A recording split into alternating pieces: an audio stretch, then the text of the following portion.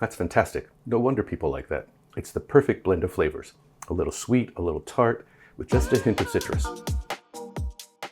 Hey there, and welcome to Disco Kitchen Paris. In this video, we're exploring the world of cocktails with a classic favorite, the Cosmopolitan. But before we get to shaking, let's talk a little bit about how this gem made its way into pop culture. The Cosmopolitan, or Cosmo, skyrocketed to fame in the 90s as the drink of choice for the characters on Sex and the City, but it has a much longer history than that. Some say you can trace its roots back to the 1930s. It probably wasn't exactly the same, but a pretty close comparison. While most bartenders agree that it probably originated somewhere in the 80s, there's a little dispute about where it began. Some say New York, some say San Francisco, others say Miami. The drink fell out of favor for a period, but came back with a bang in the 90s as Carrie Bradshaw's drink of preference. Regardless of its origin, the Cosmopolitan has become an iconic cocktail associated with sophistication and class.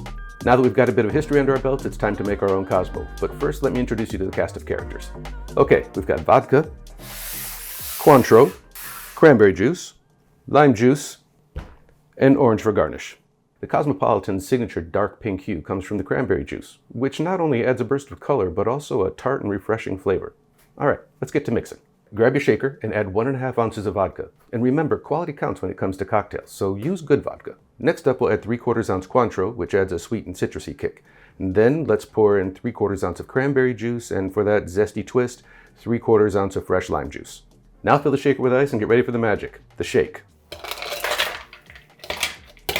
This part isn't just for show. The shake helps chill the ingredients and brings them together for the perfect blend of flavors.